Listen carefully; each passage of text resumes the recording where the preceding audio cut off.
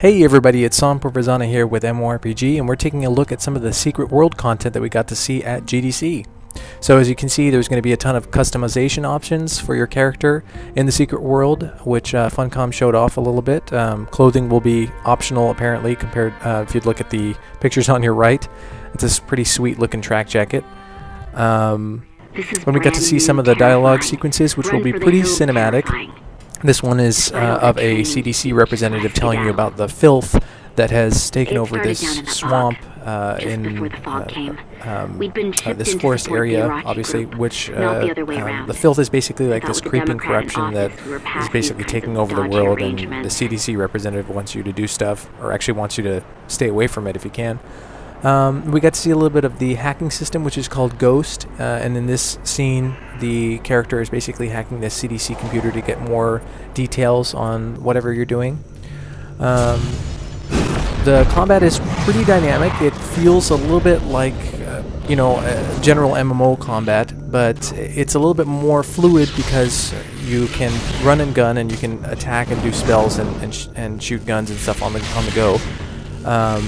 It's pretty interesting that there are over 500 abilities to choose from, so you can pretty much make any kind of character that you're trying to make with a lot of synergies between the different abilities. As you can see on the bottom of the screen, there's these 3 segments of XP, so as you gain XP, you're basically going to get 1 skill point for each XP segment, and after you fill up the whole XP bar, you get 1 ability point. So there's skill points and ability points, and like I said, the game plays pretty fluidly. There's a lot to choose from in terms of abilities, and there will be a lot of achievements to earn if you're interested in that sort of thing.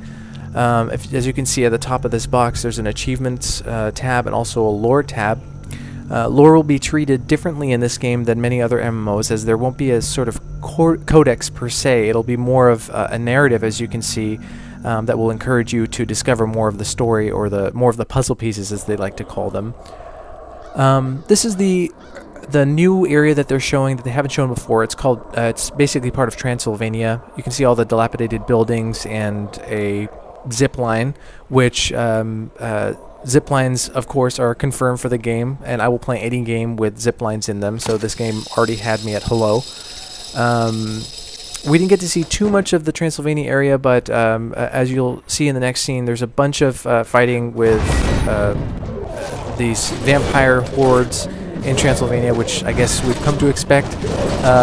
As you can see, this is a melee character fighting with a sledgehammer. I wonder if he knows Peter Gabriel. And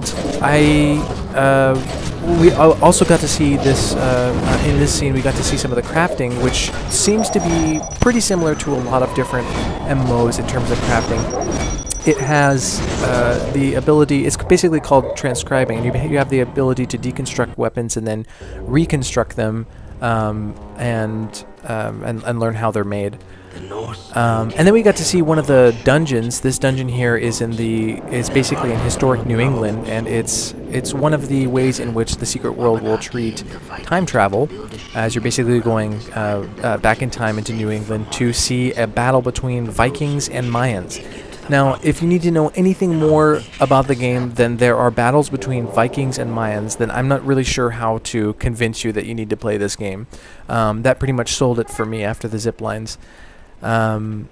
This dungeon area was basically treated as we didn't get to play any of this, but we got to see the party members fight off waves of Mayans, and we weren't really told exactly more about the scenario, about why you're doing this, but it's pretty epic. As you can see, there's a lot of things going on between you and your party members fighting off waves, and of course here appears a giant winged demon boar beast that you're going to have to take out with hopefully some strategy and skill. Like I said, the combat is pretty fluid. I really enjoyed playing. We played some of the Templar starting experience, which takes place in London.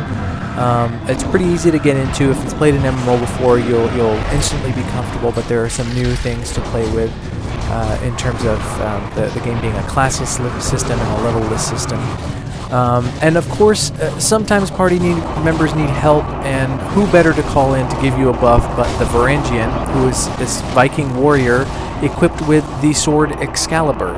Again, like the game having Mayans and Vikings, if you need to know anything more than a Viking warrior named the Varangian coming to your help and rescue with the sword Excalibur, I'm not really sure I could create a better advertisement for the game than that.